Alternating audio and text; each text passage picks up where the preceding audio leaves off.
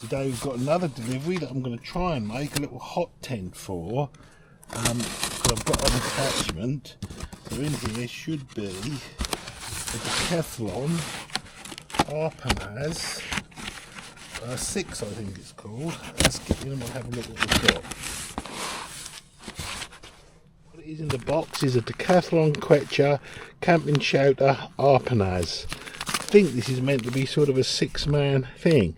Anyway, it's 2.5 by 2.5 meters, 8.1 kilograms, and we'll get it pitched up and see how that will convert into a little hot tent. Let's see what we got in the bag. Nice little bag. I actually think these go back in this bag. Already you can see you've got a bit of space for them.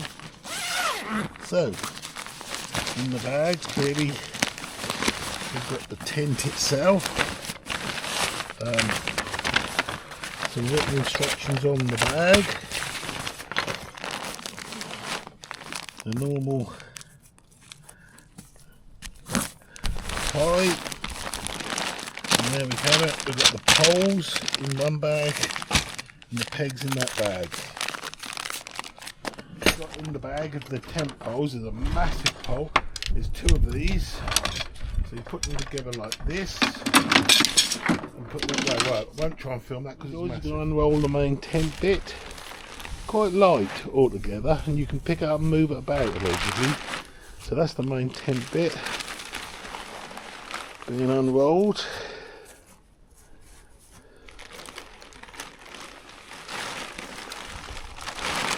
That's it. Hooked up there. And it's got a hook on there. Look. They've just got hooked together. He's got gloves on, let me. So all I can say is how do you do that is you have to wrestle these. There's only 2 of them, the big ones. You wrestle them in through there, and then there's a pin that goes from the tent up into the centre of them, and then the whole thing you could pick up and move about. We've got a bit of wind today, and then once you've done that, you clip these bits on all at the 4 places, then you will guy it out a little bit after we've squared it round. So there it is, guide out and set up. Weren't too difficult really. Didn't read the instructions of course, but yeah, so what you've got from what I can gather is one big flap here which has got a fly screen, and this would go over your camper van if you were going to use it like a camper van driveway awning. So you drive your camper van in there and that flap would go over the top of that. This here is the back, and that's just canvas. Here on this side, do the door indoors. Other side, dear. Where is it? On the right. So there's a zip door there. She was going alongside. It's a nice size actually.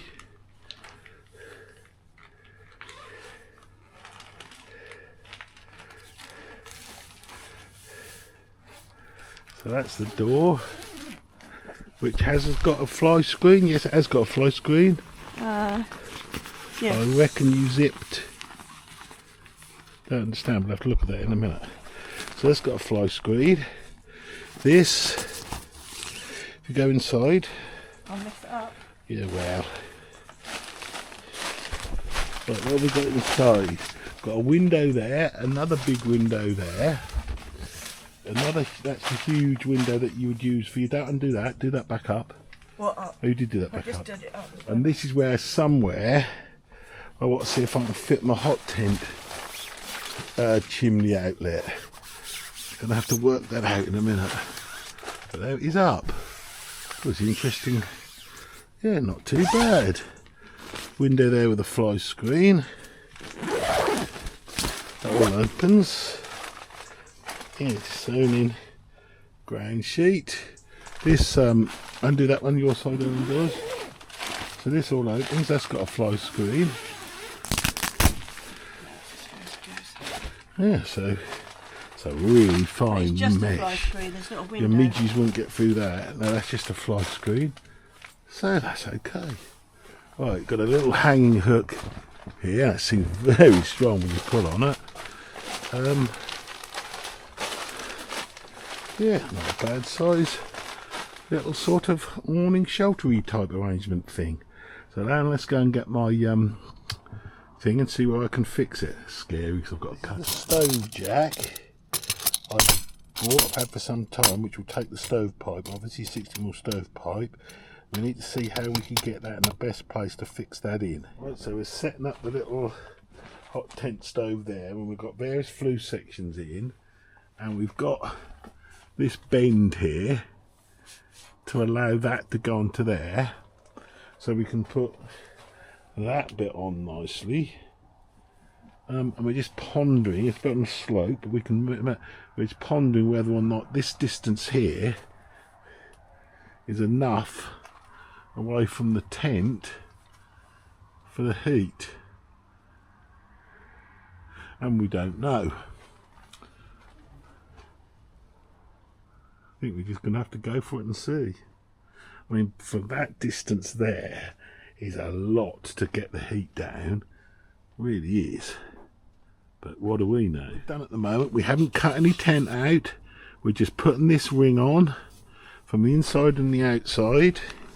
So hopefully it's in the right place and it's there. And gradually we're going to put all the nuts through and make them tight, and then we'll cut the hole.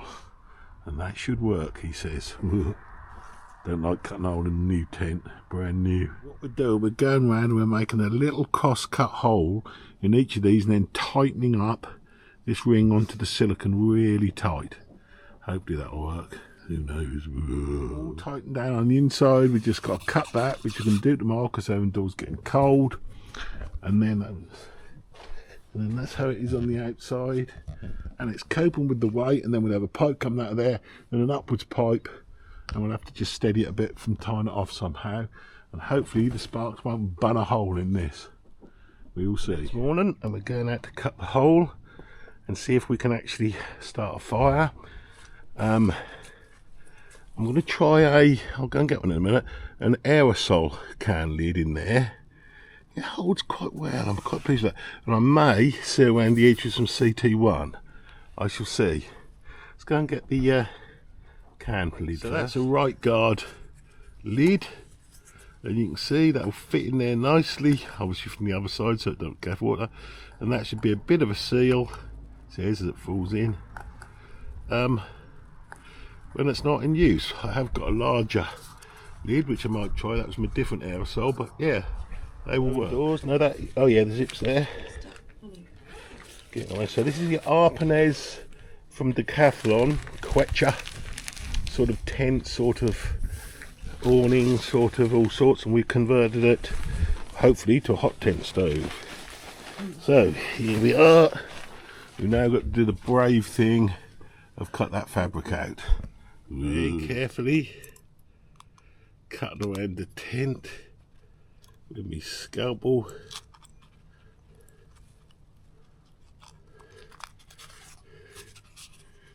Making sure not to cut the thing. There's the hole cut out, and we've used the bigger of the indoors coming in. She's creeping about. We've used the bigger of the aerosol nodules, so that'll hold hopefully when it's raining. I think I will put, when it's a bit drier, a little bit of clear CT1 around there, sealant or silicone sealant. Right, let's see how it goes with the arrangement we've got. I've ordered a mat here, and we'll put a bit of wood on here for now for lighting it, and the flue goes up like that into there, through there, that I think you can see, and that is the distance we've got. But if we get her indoors, has bought these meat dishes, these old meat dishes, and I might just somehow fix that to that bottom wing nut, so that's a bit of a deflector. Yeah, I might do that. And then outside, so that's inside, hopefully it's far enough away. If you unfold the things though indoors, outside we've got that arrangement, and we can go up another height. But what you've got to be careful of is this now will rotate. So what I think I've got to do is just put a little screw into there for now for testing it. It's not going to rotate. But what I'm going to do is I'm going to put a screw into there, which you can take out and go into there, or you would guy it out with the wires up there. I think that's high enough for now. You know, the wood I'm using doesn't seem to spark too much, so let's give it a go. Let's light her up. Sorry, I've put a little screw through there because that would have rotated, and even for testing it, the wind on there, and when it heats up, you don't know what's going to happen. So now the whole thing will not rotate.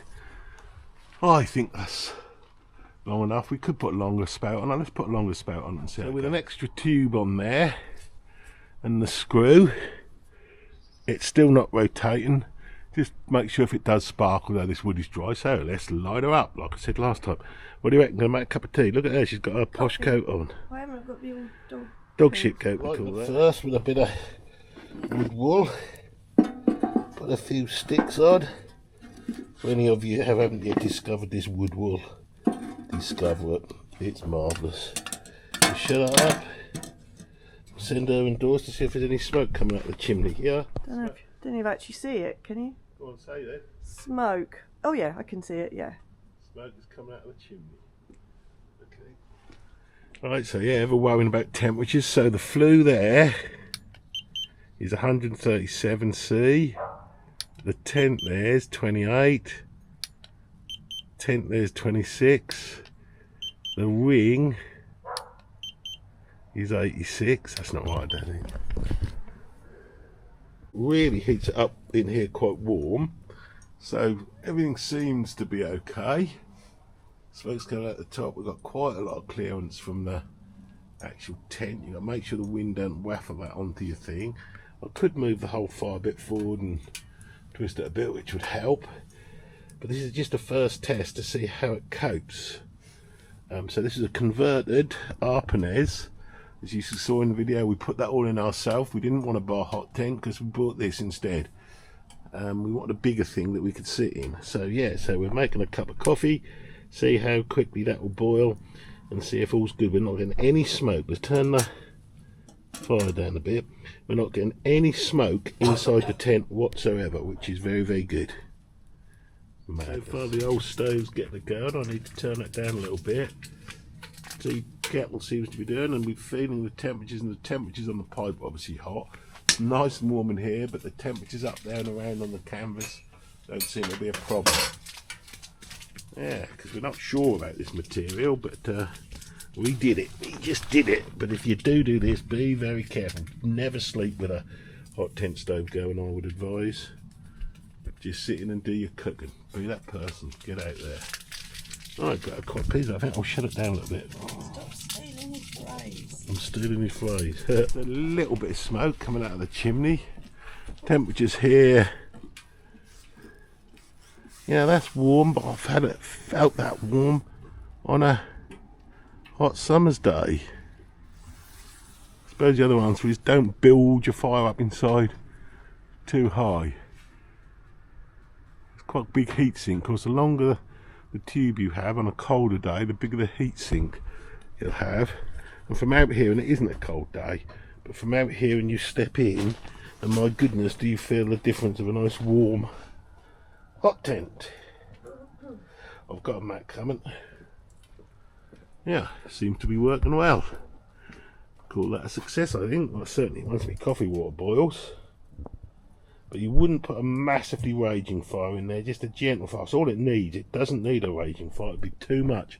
What do you think, Owen does? It's really hot in there with what you've got. She says really hot in here, and she's I a heat. don't feel, I'm always cold. I'm a heat hope boy. Do you like the hair? The hair's looking good today, well, I isn't haven't it? straightened yet, so I got a hat on. Yeah, so there we are. Successful. And we're going to maybe put a little bit of silicone around there. I'll see. I don't know. Good-o. Thanks for watching. Of course, getting her back in the bag will be interesting. Just realised with this ARPENAZ that if you're a bit hot, which seems silly, you can open the corner like that and that. You wouldn't want that suddenly let go and hit the hot tent, of course. So be thinking of that. Don't do this if it's a really windy day. I wouldn't advise that, because flapping about and that going on, who knows what could happen.